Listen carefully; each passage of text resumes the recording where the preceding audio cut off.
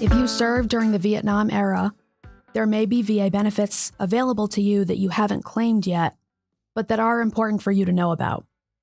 I'm Maura with CCK Law, and over the next few minutes, I'll walk through VA benefits topics that matter the most for veterans who are in their late 60s and early 70s. Most Vietnam-era veterans are now between 65 and 74.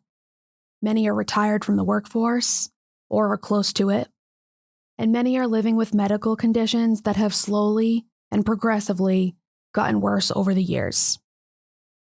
Let's start with something that touches almost everyone in this category, the fact that disabilities change with age.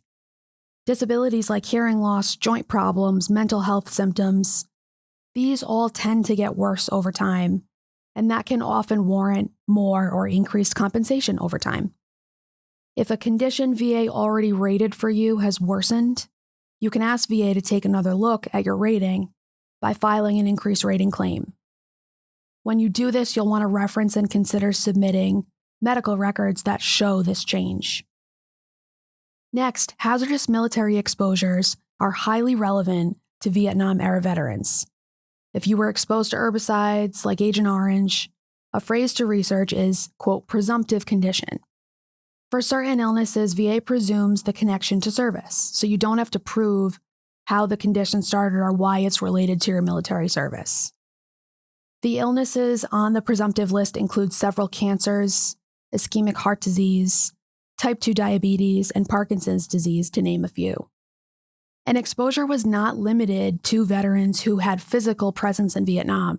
If you served in Thailand, along the Korean demilitarized zone, or as a Blue Water Navy veteran, it's worth exploring whether you developed a presumptive condition due to herbicide exposure.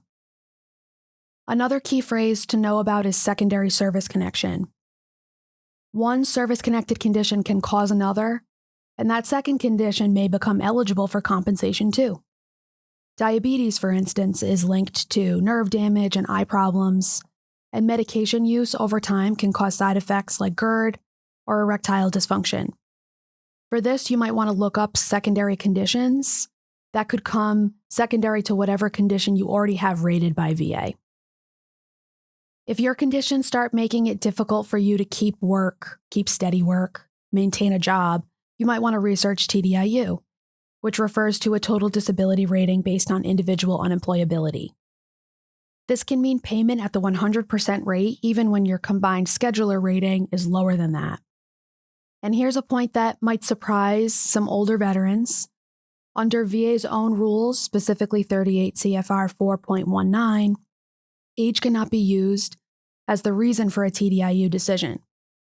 VA is not supposed to count your service-connected unemployability against you simply because you are older. So don't assume that being retired takes TDIU off the table.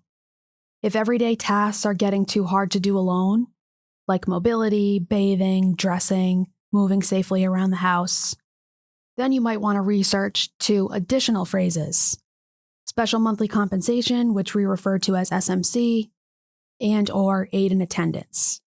These, specifically, are higher levels of compensation for veterans who need regular assistance from another person, due specifically to service-connected disability limitations.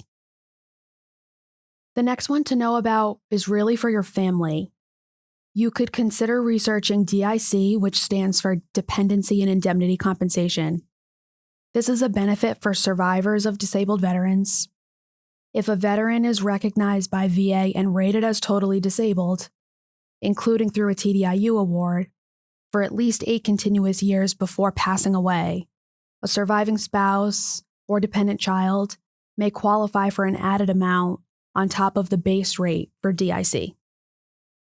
One last practical hurdle to mention: decades-old records can sometimes be hard to find or retrieve. Some were even lost in the 1973 fire at the National Personnel Record Center. So if your records are missing, think about these two terms: lay evidence and buddy statements. These things are written accounts from you or people who served with you, who know you well, and they can be really valuable pieces of evidence when your official records simply don't exist anymore.